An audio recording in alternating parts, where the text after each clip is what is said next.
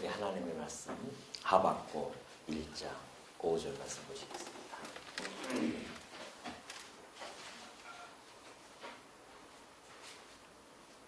하박국 1장 5절입니다.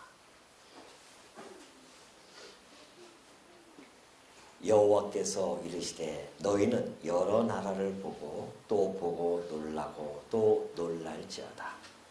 너희의 생전에 내가 한 가지 일을 행할 것이라. 누가 너희에게 말할지라도 너희가 믿지 아니하리라. 보라, 내가 사납고 성급한 백성 곧 땅이 넓은 곳으로 다니며 자기의 소유가 아닌 거처들을 점령하는 갈대아 사람을 일으켰나니 그들은 두렵고 무서우며 당당함과 위엄이 자기들에게서 나오며 그들의 군마는 표범보다 빠르고 저녁 이리보다 사나우며 그들의 마병은 먼 곳에서부터 빨리 달려오는 마병이라. 마치 먹이를 움키려 하는 독수리의 나름과 같으니라. 그들은 다 강포를 행하러 오는데 앞을 향하여 나아가며 사람을 사로잡아 모으기를 모래같이 많이 할 것이요 왕들을 멸시하며 방백을 초소하며 모든 견고한 성들을 비우고 흉벽을 쌓아 그것을 점령할 것이라. 그들은 자기들의 힘을 자기들의 신으로 삼는 자들이라. 이에 바람같이 급히 몰아 지나치게 행하여 범죄하리라. 11절까지 봉독해 드렸습니다. 이단과 그리고 전통 교회의 차이점을 들려고 한다면 성경을 해석하는 그런 접근에 있을 것입니다. 예. 예?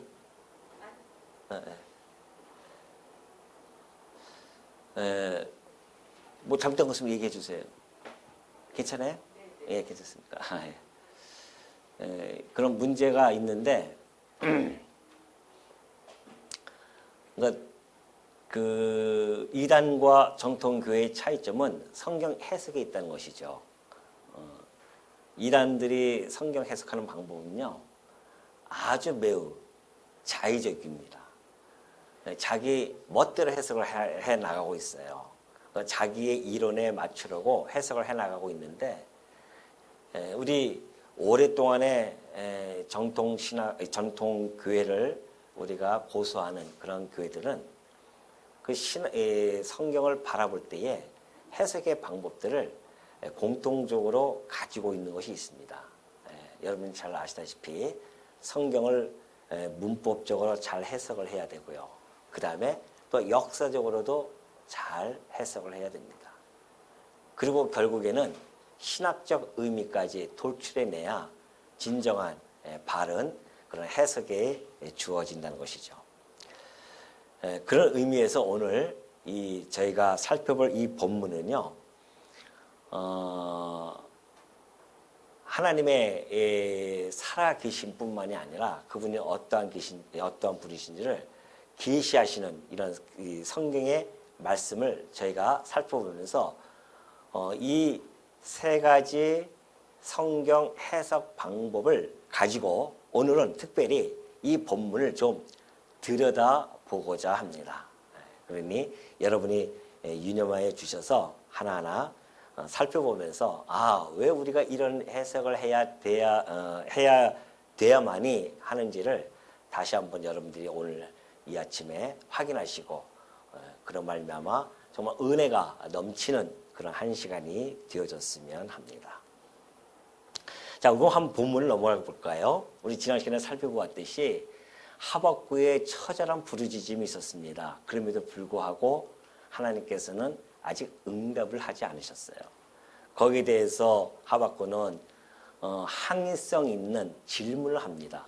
왜 여태 하나님께서는 이 정말 유다 나라에 만연되어 있는 그리고 부패되어져서 더 이상 어떻게 해볼 수 없는 이런 상황을 왜 그냥 보고만 계십니까? 라고 했던 그 하박국의 처절한 그 질문, 항의성 있는 질문, 그 질문에 드디어 하나님께서 답을 하는 내용이 오늘 5절부터 11절까지 나타나죠. 하나님께서는 유다를 징계하시겠다고 응답을 하고 계십니다. 1장 5절에 보면 그럽니다. 여호와께서 이르시되 그래요. 물론 성경 말씀에 보면은 작은 글씨로 되어져 있죠. 그건 원문에는 없는 이야기입니다. 그러나 문맥상 여호와께서 하시는 말씀이기 때문에 여호와께서 이르시되라고 하는 그 응답이 시작되어졌음을 잘 보여주고 있죠. 하나님의 신실한 성도들, 하나님의 성도들의 그 간절한 기도는요, 신실하신 하나님으로부터의 응답을 반드시 받는다는 겁니다. 이것이 우리의 기쁨이고 즐거움뿐만이 아니라 소망이죠. 왜 그렇게 하나님께서는 당신의 백성들의 기도를 응답해 주시냐 하면요, 살아계시기 때문에 그래요. 참신이기 때문에 그렇습니다. 그러나 많은 이방 사람들이라든가 우상을 섬기는 자들은 아무리 기도를 많이 한다 할지라도 응답이 없습니다. 공허한 메아리로 다시 돌아와요. 왜 그럴까요? 그들이 장색가에 의해서 만들어낸 그 우상이라고 하는 것은 호흡하지 못하는, 기식이 없는 그러한 존재들이기 때문에 응답할 수가 없죠.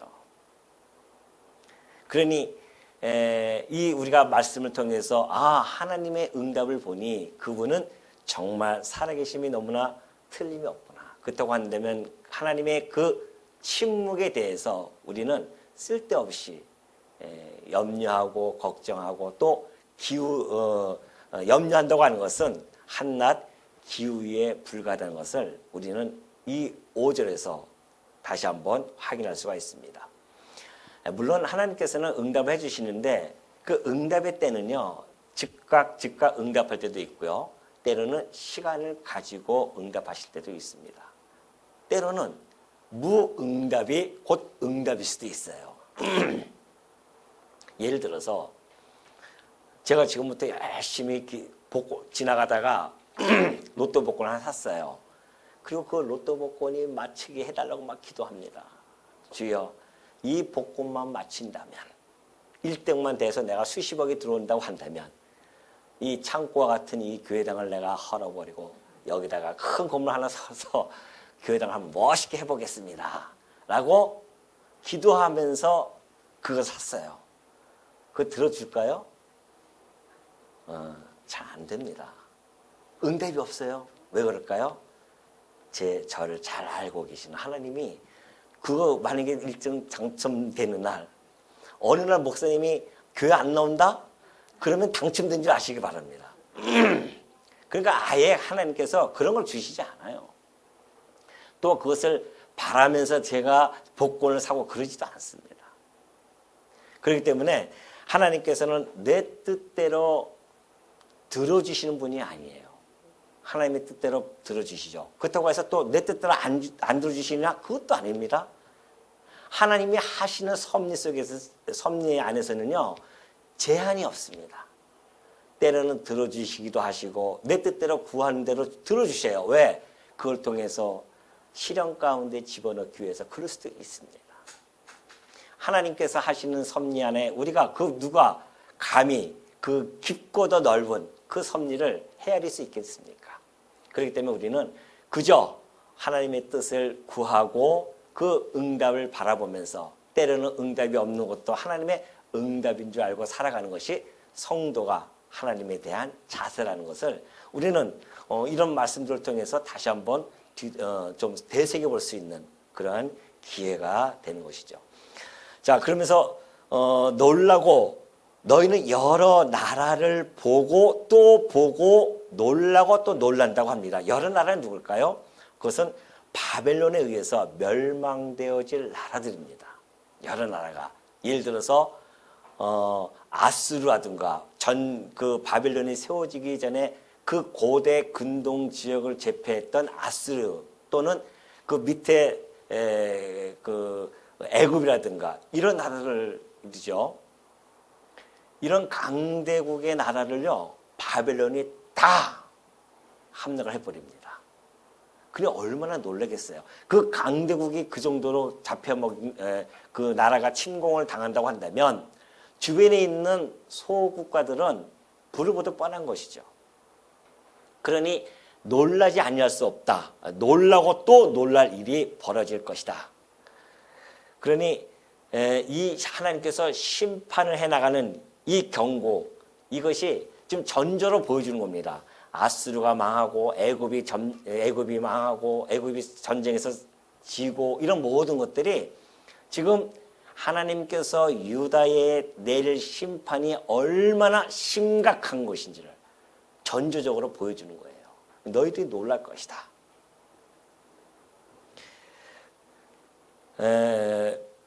그러면서 한 가지 일, 곧 한 가지 일을 너희들의 생전에 내가 보여줄 것이다. 그 한 가지 일은 뭐예요? 유다의 멸망이 있죠. 그 유다의 멸망을 내가 보여줄 것이다. 그러면서 누가 너희에게 말할지라도 너희가 믿지 아니라. 문제가 여기에 있습니다. 선지자들이 나타나서 얘기할 거예요. 분명히 예레미야 선지자도 지금 막 외치고 있고요. 하박국 선지자도 외치고 있습니다. 선지자들이 곧 너희들이 망할 것이라고 외침에도 불구하고 그것도 저 갈대아인을 갖다가 세우겠다는 것이죠. 그건 이제 6절에 나오는데 이방인을 들어서 심판하시겠다는 그 하나님의 말씀을 믿지를 않아요. 그들이 믿지 않는 겁니다. 왜 그럴까요? 세상 사람들이야 하나님을 모르니까 믿지 않지만은 이 이스라엘 백성들, 유다는 선민입니다. 하나님에 대해서 잘 알고 있는 백성임에도 불구하고 그들이 믿지 않아요. 그들의 마음속에는 안심함이 하나 있는 겁니다. 설마 우리가 하나님의 선민인데 하나님의 택한 백성인데 그러면서 믿음이 있는 거예요. 그러나 그 믿음은요. 교만에 따르는 자기 신념에 불과합니다. 그럼 우리는 안 망할 것이야. 우리가 비록 이렇게 범죄하고 살아간다 할지라도 우리는 하나님이 우리를 얼마나 사랑하시는데 그래서 우리를 애굽 땅에서 구원해 주셨는데 아니 그 전에 불과 얼마 전에 북이스라엘이 그렇게 처절하게 망했음에도 불구하고 그들은 그 말조차도 믿지 아니하는 모습을 보여줍니다. 자기 신념입니다. 한때 이런 종파가 있었어요. 우리는 이미 구원을 받았다. 구원을 받았기 때문에 이 세상에서 어떠한 일을 한다 할지라도 우리는 반드시 구원을 얻는다는 겁니다. 그런 종파가 있었습니다. 정말 그럴까요? 구원을 받았다고 하는 증거가 뭘까요? 여러분 구원 받으셨습니까? 아멘이죠. 증거가 어디 있을까요? 여기 심장에 적혀 있을까요? 구원받은 백성은 구원. 이마에 적혀 있을까요? 없어요. 근데 어떻게 구원받은 증거를 우리가 알 수 있습니까? 구원받은 증거는 구원받은 자로부터 나타나게 되어져 있습니다. 그 증거가. 그것을 우리는 믿음의 행위라고 이렇게 이야기합니다. 구원받은 백성들은요. 구원의 증거가 나타나게 되어 있어요. 그냥 구원받았다고 자기 멋대로 산다? 천만의 말씀입니다. 그거는 자기 신념에 구원받았다고. 안 그래요. 구원받은 백성은 반드시 표가 나기 시작합니다. 믿음에 의한 행동이 나타나기 시작합니다. 그걸 모범적으로 보여줬던 인물이 바로 아브라함 아니겠어요? 아브라함이 하나님께서 나타나서 내가 너로 하여금 생육 번성하고 그 나라를 세워줄게 약속했어요. 아브라함이 믿습니다. 근데 그 믿음이 진짜 믿음인지를 하나님이 시험을 한번 하시죠. 그 아들을 백세에 주십니다. 이삭을 바치라고 하죠. 아니 백세에 겨우 아들 하나 낳는데 근데 그 아들을 바치라고 합니다. 아브라함은 무슨 믿음이 있었어요? 이 이삭이 죽는다 할지라도 어떻게 해요? 하나님께서는 다시 살려내실 것이다. 그 믿음이 있었어요. 그래서 그 산에 가서 이삭을 정말 제물로 바치려는 그런 모습을 직접 행합니다. 그때 하나님께서 알았다 아브라함아. 내가 너 이제서야 너의 믿음을 알았다는 겁니다. 이것이 믿음의 행위입니다. 그 행위 없이 믿는다고 그 믿음이 진짜 믿음인지 우리가 어떻게 아냐 말이죠. 우리는 그 믿음을 나타내는 자들입니다. 그걸 통해서 우리가 구원받은 증거를 확신을 얻는 거예요. 오늘 이 자리에 여러분이 나온 것도 구원받은 증거 중에 하나일 수도 있습니다. 그렇죠? 이 아침에 하나님께 예배를 드려 나온다? 그거 아무나 하는 거 아니잖아요. 하나님을 안 믿는 자들이 그렇게 할 수는 없단 말입니다. 하나님을 아버지라고 부르지 못하는 자들이 나와서 예배 드릴 수는 없어요. 우리는 하나님을 아버지라 부르기 때문에 이 자리에 함께 모여서 지금 예배를 드리고 있는 것이죠. 이것이 구원받은 증거 중에 하나일 수도 있습니다. 이렇듯이 구원받은 백성들은 하나하나 점점 달라지죠. 하나님의 백성으로 달라집니다. 말씀이 그리워집니다. 때로는 나를 엄한 길로 가다가도 문득 하나님을 생각하고 다시 돌아오는 이런 것들이 바로 구원받은 증거라는 것이죠. 그렇다고 이런 모습들이 나타나지도 않으면서 그런 자기가 구원받았다고 하는 것은 하나의 신념에 불과하다는 것을 우리는 잘 알 수가 있죠. 자, 그러면서 1장 6절을 보면 그럽니다. 보라, 내가 사납고 성급한 백성 곧 땅이 넓은 곳으로 다니며 자기의 소유가 아닌 거처들을 점령하는 갈대아 사람을 일으켰나니 그래요. 자, 이제부터 놀라고 놀랄 그 일, 즉 믿지 아니하는 그 일에 대한 구체적인 내용이 나오는데요. 하나님께서 징계의 도구를 밝혀주십니다. 그 징계의 도구는 바로 갈대아인이에요. 갈대아인은 곧 바벨론이죠. 그러면서 그 갈대아인들의 특성을 보여줍니다. 사나워요. 사납다고 하는 것은 아주 잔혹한 기질을 가지고 있다는 것이죠. 성급한 백성입니다. 성급하다고 하는 것은 민첩함을 이야기합니다. 그래서 전투에 능하기 때문에 호전적인 성격을 띠고 있는 사람들입니다.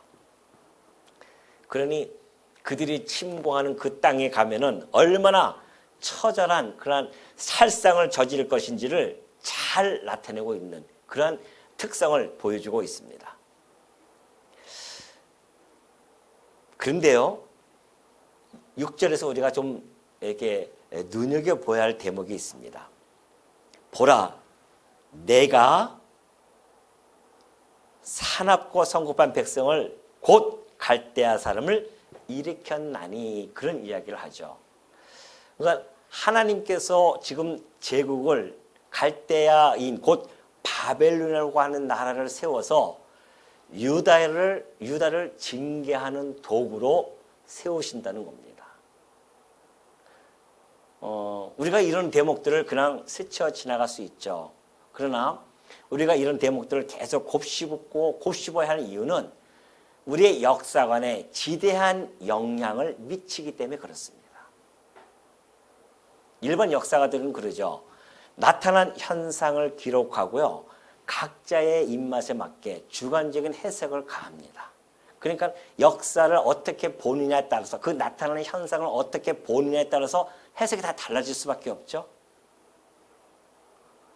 그러나 성경에서 이야기하는 그 역사라고 하는 것은 그 역사에 대한 해석을 주관성을 객관적인 그런 역사의 해석을 보여줍니다. 그건 누구의 편의에 따라서 보여주는 해석이 아니에요. 왜? 성경 역사를 하나님께서 기록해 나가면서 그 역사에 대한 해석도 그 안에 포함시킵니다. 그 누구도 자의적인 해석을 하지 못하도록 성경 말씀 안에 하나님의 해석의 원리를 거기다 심어 놓습니다. 오늘 이것이 바로 이런 대목들이죠. 많은 사람들은 바벨론 나라가 세워진 것은 여러 다양한 요인에 의해서 세워졌다고 그렇게 생각하고 평가하고 있습니다. 그러나 성경은 결코 그렇게 얕게 평가를 우리에게 주지 않습니다. 그 바벨론 나라가 세워진 것이 바로 살아계신 하나님께서 세웠다는 거 아니겠어요? 내가 갈대아인을 세웠느니라 그 얘기가 나오는 겁니다. 그렇다고 한다면 그 원리를 따지고 그때 당시의 모든 역사를 살펴보니까 정말 그러한 시각으로 볼 수밖에 없는 상황들이 계속해서 연속적으로 이루어졌다는 겁니다. 어떻게 해요? 아수르 제국이 그때 당시에 고대 근동을 제패했던 아수르 제국, 그 아수르 제국을 하나님이 세우셨다는 겁니다. 왜요?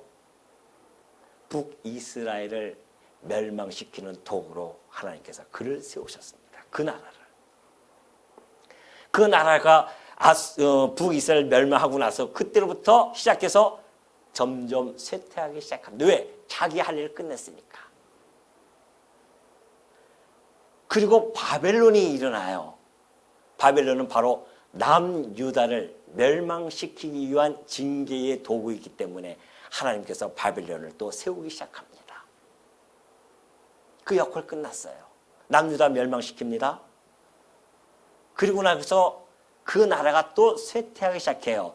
다른 나라가 나타납니다. 메데 파사라고 하는 페르시아 나라가 나타나기 시작합니다. 왜요? 남유다를 해방시키기 위해서. 계속해서 그 마찬가지입니다. 로마도 마찬가지입니다. 예수 그리스도를 죽이는 그 도구로서. 그리고 유다를 AD 70년에 멸망시키는 또 도구로서 사용도 해 가십니다. 그런 역기능을 하는 그런 것도 있지만은 그런 순기능도 있어요. 로마를 통해서 복음화가 되어지고 또는 헬라 제국을 세워서 성경을 갖다가 완전히 헬라어로 번역을 해가지고 전 세계에 알 수 있도록 그렇게 해나가는 기능도 있습니다.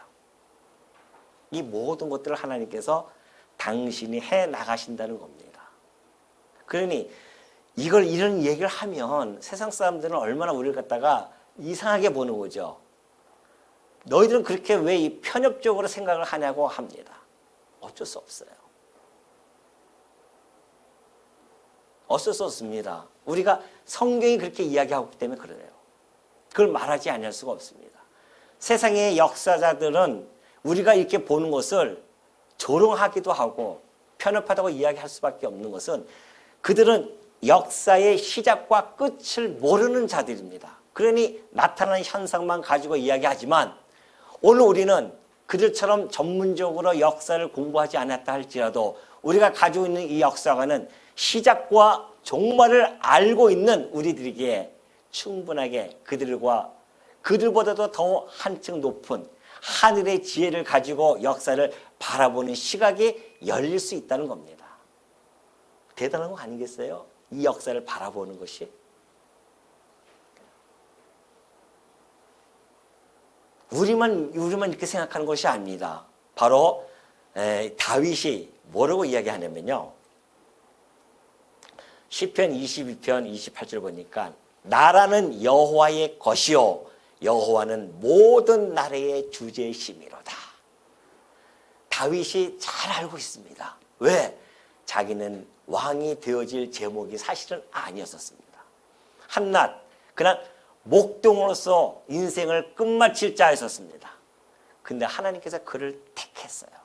그리고 나라의 왕으로 세워졌단 말입니다. 그걸 너무나 잘 알고 있었던 다윗이었기 때문에 그가 그런 기도를 할 수밖에 없었습니다. 주여, 내가 무엇이간데 어찌하여 나를 갖다가 한 나라의 왕으로 세워주셨습니까? 그것도 부족해서 그 왕위를 영원토록 해주시겠다니 내가 어떻게 하나님께 감사와 찬양을 드리지 않을 수 있겠습니까? 이런 고백이 나오는 겁니다. 그래서 그런 배경 속에서 다윗이 시를 이렇게 지은 겁니다. 나라는 여호와의 것입니다. 당신이 지은 겁니다. 그리고 여호와는 모든 나라의 주제십니다. 주권자라는 뜻이죠.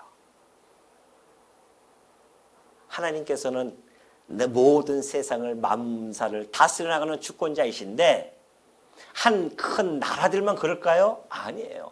우리의 삶도 마찬가지입니다. 역사 속에 한 축이 되어져서 우리도 돌아가는 우리의 모든 삶이 하나님의 주권에 의해서 움직여가고 주권에 의해서 살아간다고 하는 것을 바라볼 때에 그 주권의 하나님을 아버지로 둔 우리들을 입장으로 봐서는 얼마나 안도감이 있겠냐 말이죠. 그러니 우리가 염려할 필요가 없는 겁니다. 걱정할 필요가 없어요. 세상에 비록 험한 세상을 우리가 살아간다 할지라도 우리의 아버지가 역사의 주관자인데 무엇이 염려가 있겠냐 말이죠. 우리는 이런 걸 통해서 우리의 그 신앙에 더욱 견고함을 가질 수 있는 겁니다.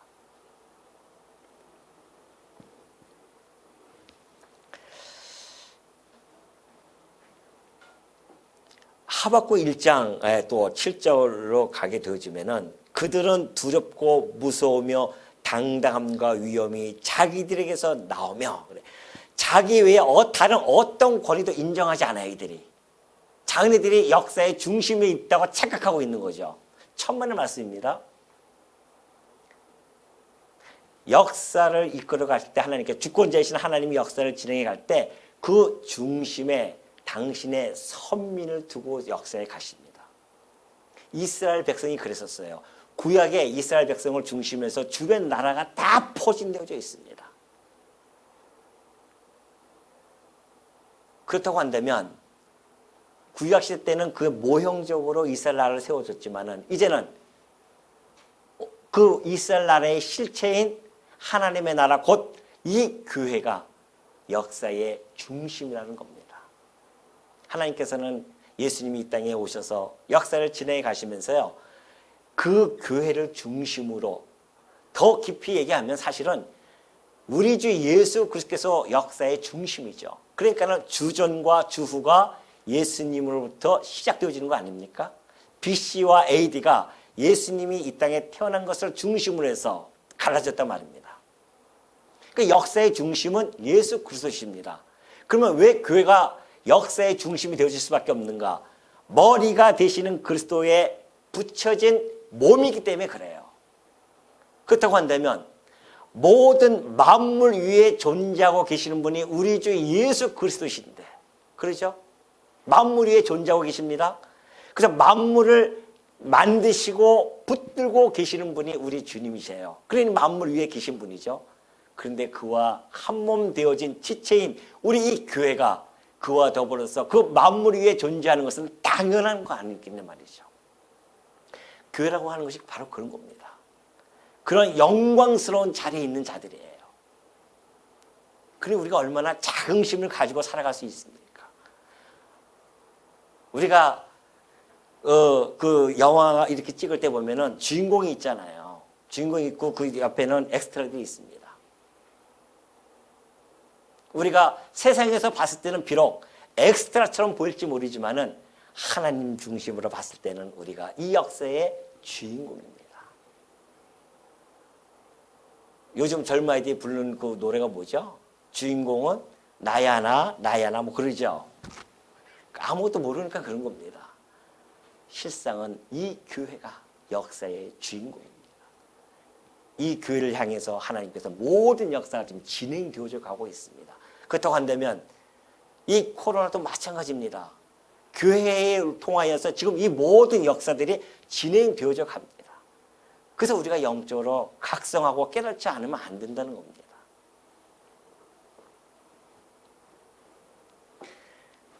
그러면서 6절, 7절에 8절이죠. 8절 넘어가니까 그들의 군마는 표범보다 빠르고 저녁 이리보다 사나우며 그들의 마병은 먼 곳에서부터 빨리 달려오는 마병이라. 마치 먹이를 움키라는 독수리의 나름과 같으니라. 그들은 다 강포를 행하러 오는데 앞을 향하여 나아가며 사람을 사로잡아 모으기를 모래같이 많이 할 것이요. 왕들을 멸시하며 방백을 조소하며 모든 견고한 성들을 비웃고 흉복을 쌓아 그것을 점령할 것이라. 바벨론 군대의 이 위용을 잘 보여주고 있는데요. 정말 10절을 보니까 왕들을 멸시하고 방백을 조소한대요. 그 여호야김이 멸망하고 나서 여호야긴이 왕이 나타났는데 그 여호야긴을 쇠사슬로 끌고 갑니다. 그 마지막 유다의 마지막 왕 시드기야 왕이 섰을 때는 그 아들을 그 왕 앞에서 다 죽여버려요. 그리고 두 눈을 뽑고 쇠사슬로 묶고 끌고 갑니다. 왕들을 멸시하고 방백들을 조사합니다. 많은 그 방백들을 다 끌고 갑니다. 포로로. 1차, 2차, 3차 포로 시대를 통해서 바벨론이 다 끌고 가거든요.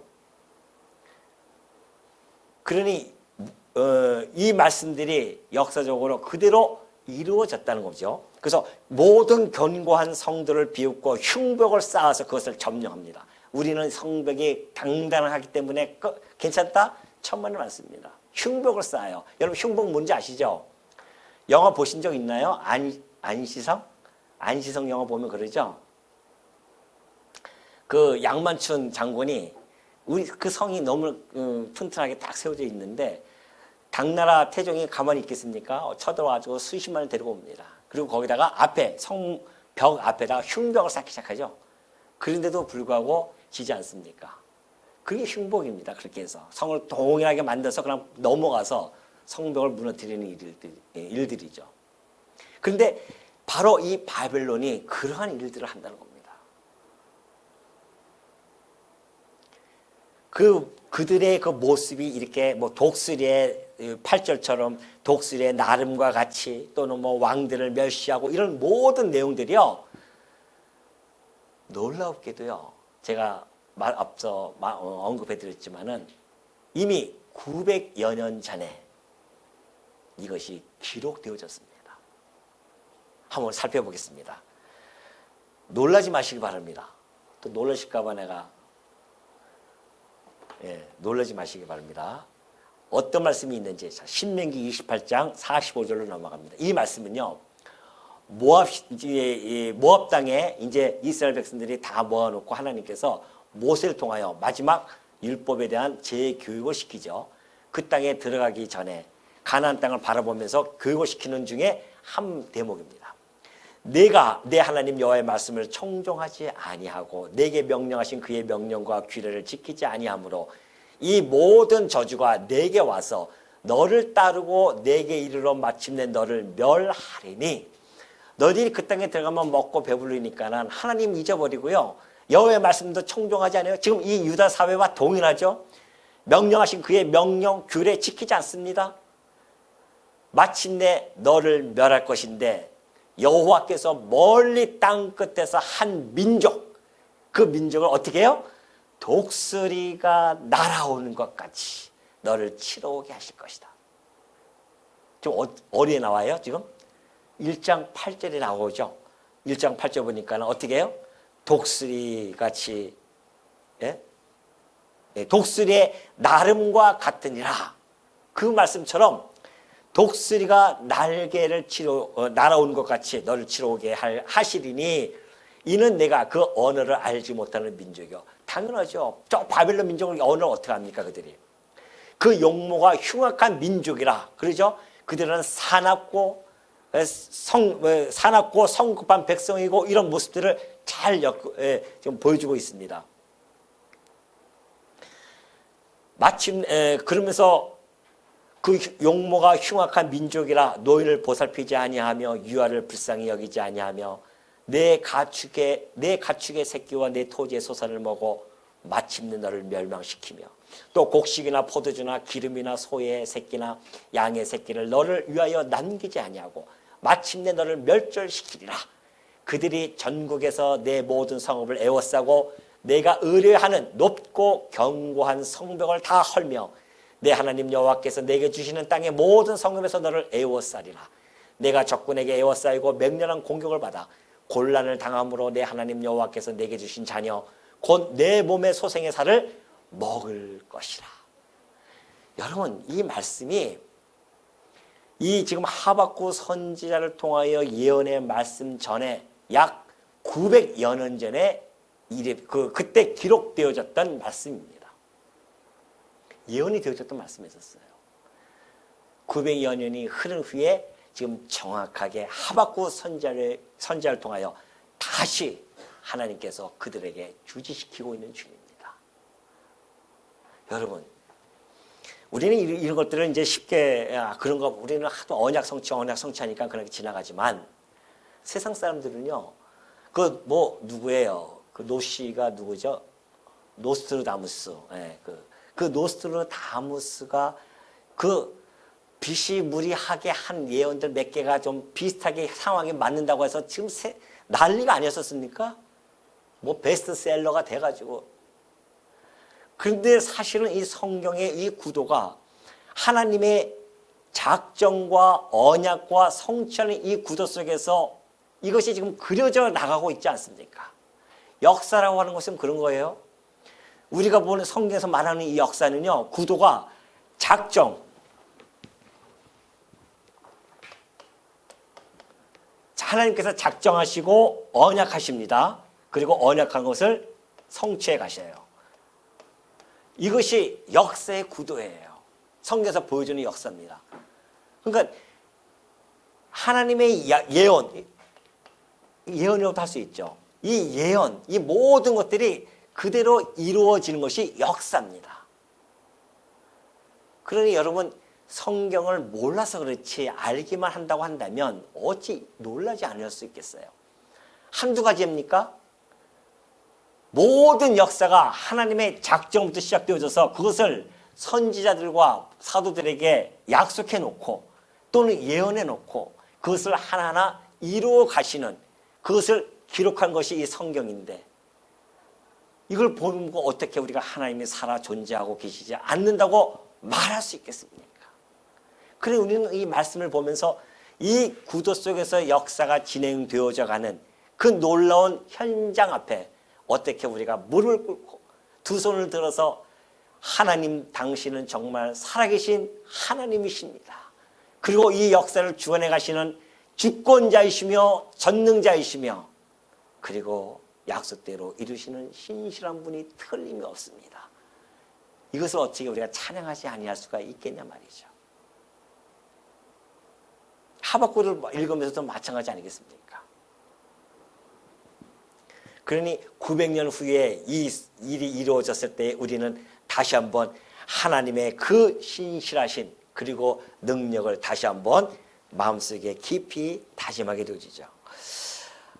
하박국 1장 11절 넘어갑니다. 그들은 자기들의 힘을 자기들의 신으로 삼는 자들이라. 이에 바람같이 급히 몰아 지나치게 행하여 범죄하리라. 바벨론은요, 자기네들이 고대 근동의 강대국으로 그렇게 세워졌던 것이 하나님에 의해서 이루어졌다고 생각하지 않는 겁니다. 자기네들의 힘으로 이루어졌다고 그렇게 생각을 하죠. 자기네 스스로. 그래서 그 자기네 힘을 자기네들의 신으로 삼는 어리석음을 범하고 하나님께서 맡겨주신 그 권한 이외의 것을 더 행사함으로 말미암아 그들이 죄가 점점 늘어나게 되어집니다. 이것은 무엇을 이야기합니까? 무엇을 암시하고 있습니까? 하나님께서 징계의 도구로 사용한 그 바벨론도 역시 망하게 할 것을 충분히 이 말씀 속에서 우리는 알 수가 있는 거죠. 이 바빌론이요, 자기의 이 군사력을 자기 신을 믿고 그 힘을 가지고서는 나라를 칩니다. 그러니 얼마나 오만하겠습니까? 그러니까 느부갓네살 왕이 큰 신상을 만듭니다. 그리고 이 신 갖다가 섬기게 해요. 자기가 신처럼. 그래서 그 신을 섬기지 아니하는 자들은 풀무불에 던져버립니다. 근데 우리의 다니엘이 그 신상에 절하지 않고 자기의 신앙의 절기를 지킵니다.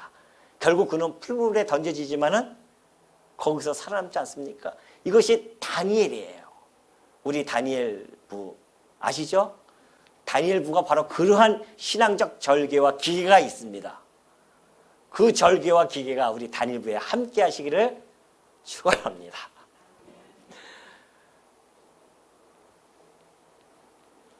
이사야서 10장 15절을 보니까요, 바벨론의 그 모습이 너무나 잘 그려져 있습니다. 도끼가 어찌 찍는 자에게 스스로 자랑하겠으며 톱이 어찌 켜는 자에게 스스로 큰 체 하겠느냐. 이런 막대기가 자기를 드는 자를 움직이려 하며 몽둥이가 나무 아닌 사람을 들려 함과 같습니다. 아니, 이 도끼, 톱은요, 그 드는 사람에 의해서 사용이 되어지는 겁니다. 안 그러면 스스로가 할 수가 없어요. 그런데도 불구하고 이 도끼가, 톱이 얼마나 스스로 큰 체 하는지, 마치 막대기가 자기를 드는 자를 움직이려 하는 것과 같다는 겁니다. 막대기가 사람이 드는데 막대기가 자기가 하는 것처럼 착각한단 말이죠. 바벨론이 그 착각 속에서 살아갑니다. 그래서 결국은 망하는 거죠.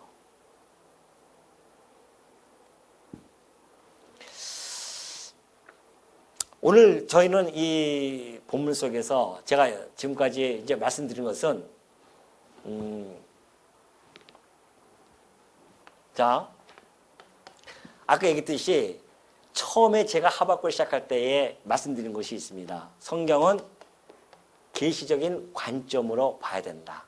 그리고 또 하나는 교훈적인 관점이죠. 이 두 가지 관점을 병행해서 봐야 된다고 했습니다.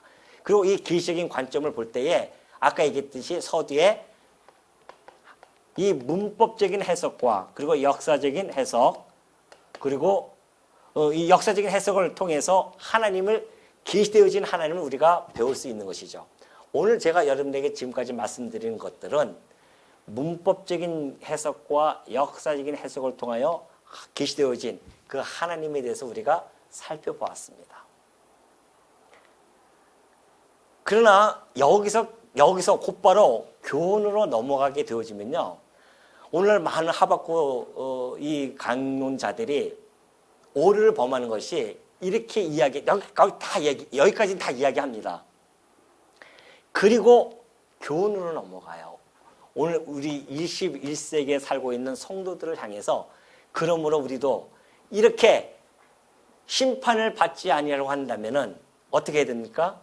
하나님의 말씀을 떠나지 않고 순종하면서 살아야 됩니다. 라고 그렇게 이끌어가는 자들이 많이 있습니다. 만약 이것을 그대로 오게 되어지면 오늘 이 아침도 우리가 그대로 받아들인다고 한다면 여러분들은 아마 좌절할 겁니다. 왜요? 이때 살았던 사람들이나 21세기에 살아가는 우리들이나 다 똑같아요. 우리가 뭘 그렇게 하나님의 말씀을 잘 짓고 살아갑니까? 우리도 결국은 심판받을 수밖에 없는 존재임을 우리는 깨달을 수밖에 없어요. 그러니까 여기서 직접 이렇게 넘어가면 이 하박국은 우리들에게 복음으로 다가오는 것이 아니라 오히려 죽음으로 좌절로 다가온다니까요. 그래서 아까 제가 서두에 말씀드린 겁니다. 반드시 신학적인 의미를 부여하지 않으면 안 돼요. 여길 거쳐가 와야 됩니다. 그 신학적 의미가 뭐냐면은 지금 이 하박국 선지를 통해 하박국의 말씀을 통하여 하나님께서 핵심적으로 말하고자 하는 것이 있습니다. 그것을 우리 주님이 오셔서 해석을 해줬어요. 자, 제가 말씀드린 우리 개관할 때 그랬죠. 예수님께서 오셔서 하신 말씀이 있습니다. 예수님은 성경의 원저자세요. 그렇죠? 원저자입니다. 근데 그 원저자인 예수님께서 말씀이신 예수님이 이 땅에 오셔서 뭐라고 말씀하셨냐면은 너희가 이 구약 성경을 갖다가 영생을 얻고자 상고하지만 그 그 구약이 곧 내게 대하여 증언한 것이다 그랬죠. 내게 대하여 증언한 것이다. 그러니까 이 구약은 어떠한 율법 또 역사서 또 시서 그리고 예언서 이 모든 네 분류로 되어진 그 구약 성경은 다 예수 그리스도에 대하여 증언한 것이라는 겁니다. 그럼 우리가 지금 역사 속에서 하나 지금 보고 있는 것인데 역사로 하는 것이 이스라엘 역사를 단 한 구절로 축약해서 이야기하라고 한다면 여러분 잘 아시죠? 그게 하나님께서 창건을 해주셨습니다. 그리고 분국이 되어지죠. 그리고 멸망을 당합니다. 마지막으로 회복을 하죠. 이것이 이스라엘 역사를 축약한 한 문장입니다. 근데 이들이 왜 분국과 멸망을 당합니까? 죄 때문에 그래요. 그러죠? 그렇다고 한다면 이 이스라엘 역사를 하나님이 보여주시는 것은 단순하게 이스라엘 역사를 보여주는 것이 아니라 그걸 통해서 당신의 사랑하는 아들의 삶을 투영시킬 수 있도록 이 역사를 보여준 겁니다. 그러니까 이 역사는 역사를 통해 우리는 그리스도를 투영해야 됩니다. 그리스도가 투영되어져 있어요. 이 역사 속에서. 어떻게 해요? 우리 주님이 이 땅에 탄생하시죠? 그리고 고난을 받으십니다. 죽으셔요. 그리고 부활을 하십니다. 그러니까 이스라엘 역사는 예수 그리스도의 삶을 축약시킨 겁니다. 그걸 계시적으로 보여준 거예요.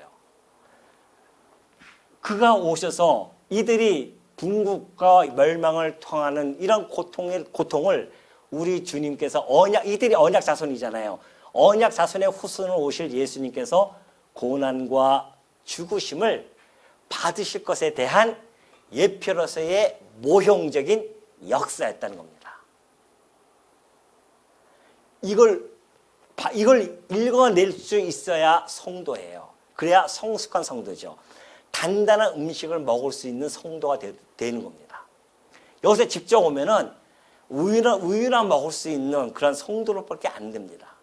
그러나 우리가 이 신학적 의미가 반드시 가해져서 아하, 이 하박국 선지자를 통해서 하나님이 하시고자 하시는 것은 유다가 그 말씀 율법을 지키지 못해서 멸망을 당하는데 그 멸망을 이방인을 들어서 멸망을 시키는구나. 그것이 바로 로마라고 하는 이방인을 통해서 당신의 사랑하는 아들을 대신해서 죽일 것에 대한 모형이었다는 사실을 우리가 읽어낼 줄 알아야 우리에게 이것이 복음으로 다가오는 겁니다. 하박국가. 그러죠? 이걸 읽어봤더니만 우리는 못 지키는데 우리도 심판 받았는데 괜찮아. 예수 그리스도께서 대신 죽으신 거야. 그 죽으실 것에 대해서 이야기했어. 율법은 어디에 새겨집니까? 돌비에 새겨졌어요. 율법이 뭡니까? 하나님 사랑, 이웃 사랑이거든요. 하나님 사랑과 이웃 사랑이란 말입니다. 그 돌비에 새겨졌는데 이걸 돌비에 새겨진 이 율법을 지키지 못합니다. 아무도. 그 하나님께서 괜찮아 그래도 왜?